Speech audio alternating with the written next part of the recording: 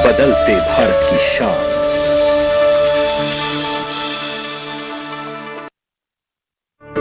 गांव किसान के सह प्रायोजक हैं LIC, हर पल आपके साथ।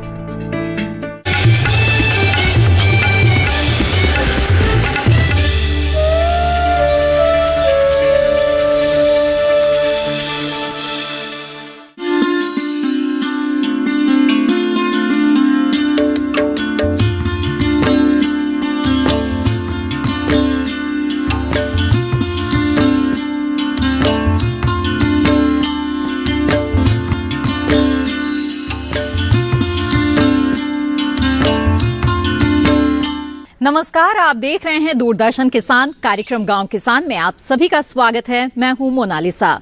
इस कार्यक्रम में हम आपके लिए कृषि जगत से जुड़ी हुई और पशुपालन के क्षेत्र से जुड़ी हुई अहम जानकारियां लेकर आते हैं। आज इस कार्यक्रम में हम आपको सबसे पहले बताएंगे प्रधानमंत्री कौशल विकास योजना के बारे में। इसके अलावा जानेंगे कि सर्दियों के मौसम में पोल्ट्री फार्म में मुर्गियों की देखभाल कैसे करें, और इसके साथ ही मिलवाएंगे आपको प्राकृतिक खेती करने वाले एक कामयाब किसान से। तो आइए शुरू करते हैं आज का ये कार्यक्रम।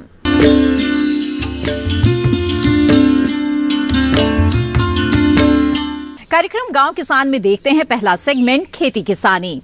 आपको बता दें कि जो ग्रामीण क्षेत्र हैं वहां के युवाओं को रोजगार से जोड़ने के लिए सरकार की तरफ से कई तरह के प्रयास किए जा रहे हैं। इन्हीं में है, आइए देखते हैं इस रिपोर्ट के जरिए।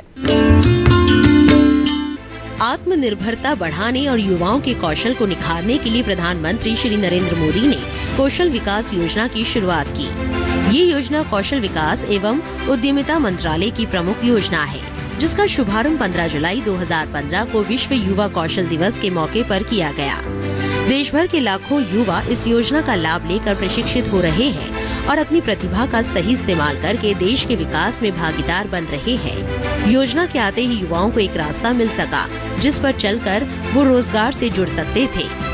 यही कारण है कि कार्यान्वयन के पहले वर्ष की सफलता के बाद केंद्रीय मंत्रिमंडल ने इस अगले 4 वर्षों 2016 से 2020 तक मंजूरी दी थी। इन 5 वर्षों में 250 से अधिक रोजगार भूमिकाओं में 37 सेक्टरों में प्रशिक्षण दिया गया। कुल 92 लाख उम्मीदवारों को प्रशिक्षित किया गया। इसके तहत कृषि क्षेत्र पर विशेष बल दिया गया। विशिष्ट फार्मिंग में 3,42,000 युवाओं को प्रशिक्षित किया गया। विशेष परियोजनाओं के तहत 5,514 जेल बंदियों व 5,549 दिग्भ्रमित युवाओं को प्रशिक्षित किया गया। प्रधानमंत्री कौशल विकास योजना के संचालन का मुख्य उद्देश्य समाज के बेरोजगार और शिक्षित युवाओं को औद्योगिक प्रशिक्षण देना है, ताकि उनकी तकनीकी दक्षता में और अधिक निखार लाया जा सके। इस ट्रेनिंग का फायदा उठाकर युवा या तो स्वयं का कोई व्यवसाय शुरू कर सकते हैं या कहीं नौकरी करके आत्मनिर्भर बन सकते हैं। इसके अलावा इस योजना के तहत कुशल कामगारों को सरकारी स्तर पर भी नौकरी दिलवाए जाने के प्रयास किए जाते हैं। योजना की शुरुआत 2015 में प्रायोगिक रूप में हुई थी, लेकिन सफलता के आयाम चढ़ती ये योजना आज PMKVY 3.0 के रूप में हमारे सामने है। इस योजना का लक्ष्य वित्त वर्ष 2020-21 में करीब 948 करोड़ 90 लाख के बजट के साथ 8 लाख से अधिक उम्मीदवारों को लाभान्वित करना है। साथ ही 15 से 45 वर्ष के आयु वर्ग के युवाओं को लक्षित करना है। 3.0 चरण के 2 घटक है। राष्ट्रीय कौशल विकास निगम यानी NSDC, प्रशिक्षण महानिदेशालय यानी DGT, केंद्रीय मंत्रालयों की अन्य एजेंसियों द्वारा कार्यान्वित किया जाने वाला केंद्रीय घटक और राज्य कौशल विकास मिशनों यानी SSDM द्वारा कार्यान्वित किया जाने वाला राज्य घटक, राज्यों संघ राज्य क्षेत्रों के संबंधित विभाग। 15 जनवरी 2021 को शुरू किए गए तीसरे चरण का उद्देश्य देश में उद्योग की जरूरतों को पूरा करना, बाजार की मांगों को पूरा करना, सेवाओं में कौशल प्रदान करना, नए जमाने की नौकरी की भूमिकाओं में कौशल विकास को बढ़ावा देना। वहीं इस चरण के मौजूदा स्थिति पर नजर डालें तो 4,82,813 नामांकित उम्मीदवार, 29,332 उम्मीदवार प्रशिक्षण ले रहे, 4,31,387 प्रशिक्षित उम्मीदवार इसका लाभ ले रहे हैं। जिसमें युवाओं की बढ़ती रुचि इस योजना की सफलता बयां कर रही है। पिछले 6 वर्षों के आंकड़ों पर नजर डालें तो प्रधानमंत्री श्री नरेंद्र मोदी के नेतृत्व में युवा आकांक्षाओं को पूरा करने के उद्देश्य से पिछले 6 वर्षों के आंकड़ों पर नजर डालें तो प्रधानमंत्री श्री नरेंद्र मोदी के नेतृत्व में युवा आकांक्षाओं को पूरा करने के उद्देश्य से पिछले 6 सालों में देश के 1,34,15,484 युवा प्रशिक्षण पा चुके हैं और आत्मनिर्भर भारत के सपने को सच करने में अपनी भूमिका निभा रहे हैं।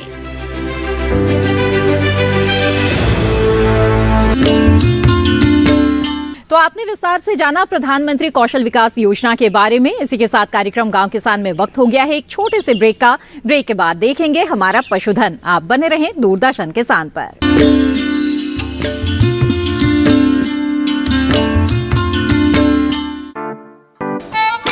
9 to 5 job, अरे 5 to 9 job, भाग दौड़ all the time job, the roaming वाला job, the deadline वाला job और are you living in the market वाला job। जिंदगी में मौके ही मौके हैं। अपनी मर्जी से जॉब चुनिए, अपनी इच्छा अनुसार कमाइए, बन जाइए LIC एजेंट। ये है जॉब से बढ़कर, ये है करियर इंश्योरेंस। अपना बॉस खुद बनिए, बन जाइए LIC एजेंट। अब लाइफ सेट है।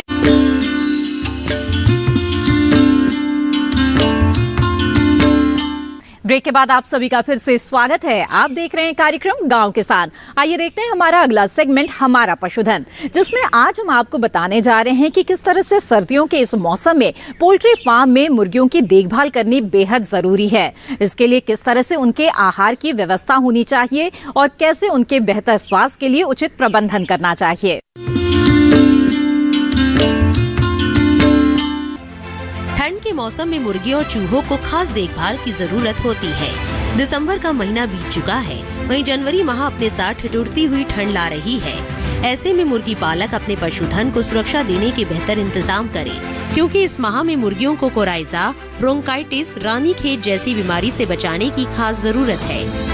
जरा सी लापरवाही बड़े नुकसान में तब्दील हो सकती है, इसलिए समय रहते रोग नियंत्रण के लिए टीकाकरण कराएं। साथ ही सर्द हवाओं से बचाने के लिए सबसे पहले चूजों पर विशेष ध्यान दें, क्योंकि चूजे भविष्य की निधि है। इसके लिए मुर्गी पालकों को चाहिए कि वो चूजों को खरीदने से लेकर उनको बेचने तक काफी ध्यान दें।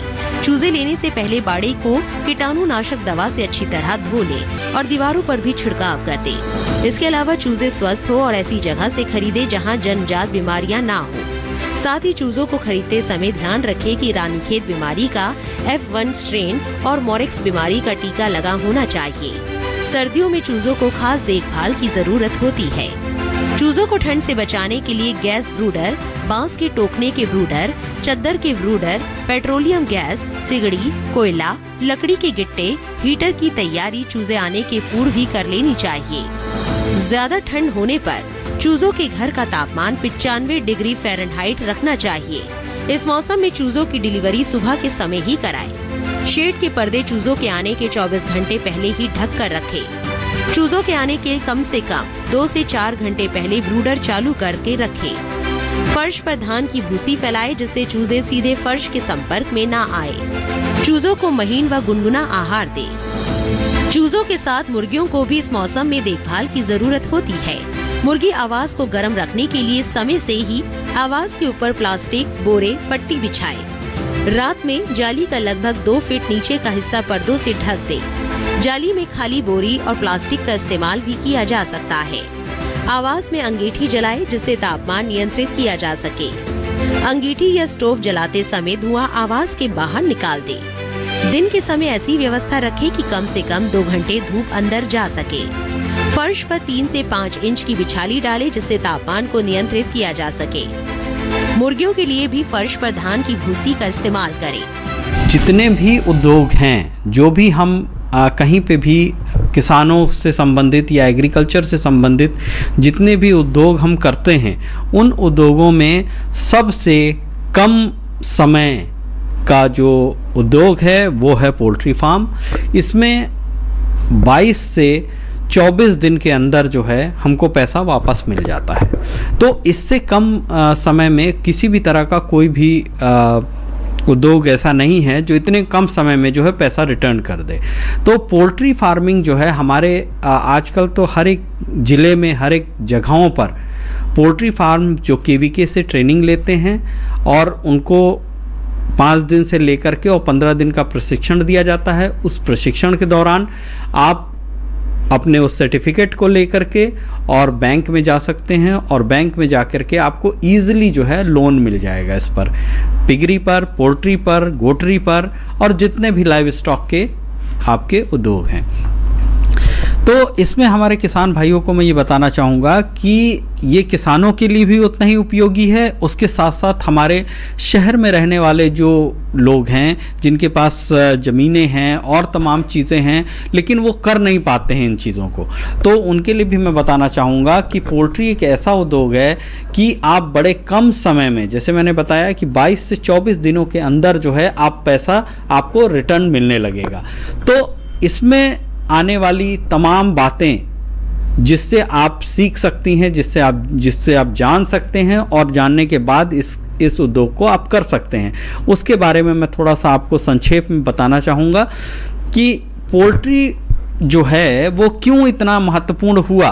क्योंकि हमारे देश में जो है थोड़ा सा भोजन में अलग अलग तरह के लोग जो हैं वो भोजन को लेते हैं। जैसे कि हमारे यहाँ 2 कैटेगरी हैं, वेजिटेरियन और नॉन वेजिटेरियन, मांसाहारी और शाकाहारी। तो शाकाहारी लोगों की संख्या जो है दिन प्रतिदिन जो है वो कम होती जा रही है बनिस्बत मांसाहारी लोगों की जो है 12 से 14% प्रति वर्ष जो है बढ़ोतरी हो रही है। तो ये बढ़ोतरी जो हो रही है इसके एवज में जो है मांस की खपत जो है वो इतनी कम हो गई है कि अब हमको ये जो ब्रॉयलर आप बर्ड देखते हैं, जो मार्केट में सफ़ेद रंग का जो मुर्गा आता है, ये मुर्गा बेसिकली हाई गेन जीन का बर्ड है। ये तैयार किया जाता है जेनेटिकली मॉडिफाई करके और सिर्फ ये इसलिए तैयार किया जाता है कि ये मांस उत्पादन दे सके, ये सिर्फ मांस के लिए होता है। और मैं अपने किसान भाइयों को ये बताना चाहता हूँ कि कोई भी मुर्गी, जैसे कुछ बहुत से कॉन्सेप्ट हमारे दिमाग में ये रहते हैं कि मुर्गी जो है वो अंडा नहीं देगी, अगर मुर्गा ना हो उसके साथ में तो मुर्गी अंडा नहीं देगी। तो ये कॉन्सेप्ट जो है ये गलत है। अगर आपके पास सिर्फ मुर्गी है तो 6 महीने के बाद वो मुर्गी अंडा देगी, चाहे वो ब्रॉयलर हो, चाहे वो क्रॉयलर हो और चाहे आपकी देसी मुर्गी हो। इनमें 2-3 तरह की वैरायटी होती हैं जो हम इस वक्त बिजनेस के लिए जो पालते हैं।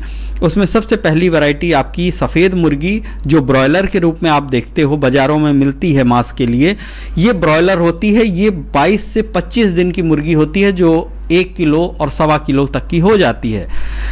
इसके बाद दूसरी मुर्गी होती है क्रॉयलर, जिसको हम देसी भाषा में कह सकते हैं रंगीन मुर्गी।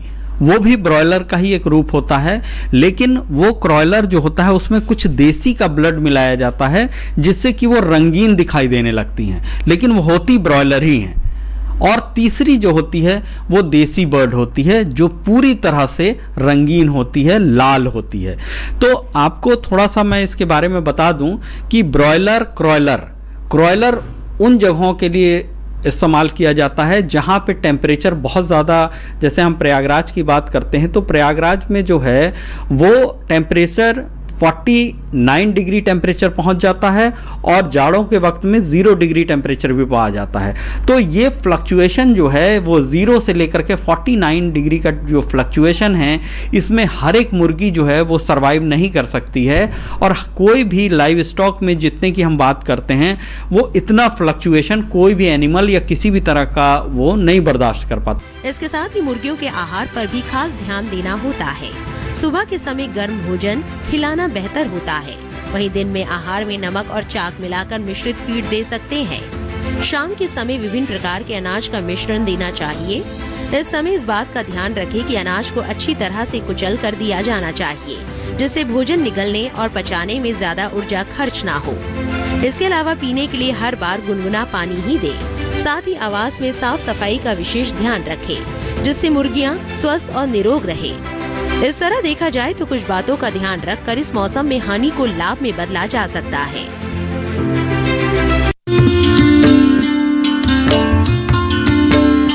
पशुओं से अच्छा उत्पादन प्राप्त करने के लिए जरूरी होता है मौसम के अनुसार उचित पशु प्रबंधन। तो आइए देखते हैं क्या कहता है इस माह का पशुपालक कैलेंडर। जनवरी महीने में पशुओं को ठंड, ओस और कोहरे से बचाएं। इसके लिए पशुओं को बोरी की झुंड बनाकर ओढ़ाएं। सर्दी से बचाने के लिए रात के समय पशुओं को घर के अंदर बांध कर रखें। पशुओं को पीने के लिए ताजा या गुनगुना पानी दें। दुधारू पशुओं को तेल व गुड़ देने से भी शरीर का तापमान सामान्य बनाए रखने में सहायता मिलती है।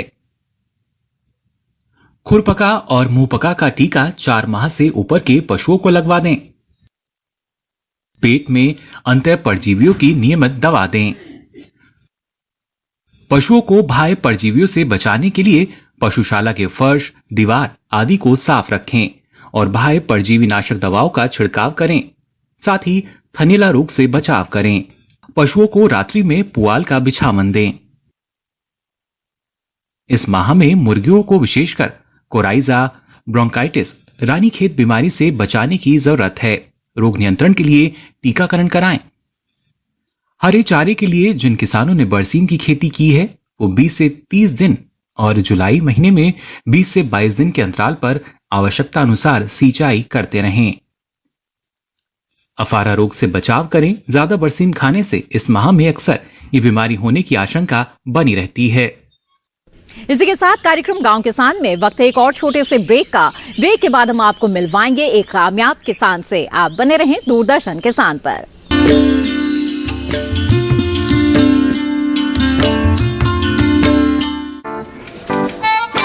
9 to 5 जॉब, अरे 5 to 9 जॉब, भाग दौड़ all the time job, the roaming वाला जॉब, द डेडलाइन वाला जॉब और are you living in the market वाला जॉब। जिंदगी में मौके ही मौके हैं। अपनी मर्जी से जॉब चुनिए और अपनी इच्छा अनुसार कमाइए। बन जाइए LIC एजेंट। ये है जॉब से बढ़कर, ये है करियर इंश्योरेंस। अपना बॉस खुद बनिए, बन जाइए LIC एजेंट। अब लाइफ सेट है।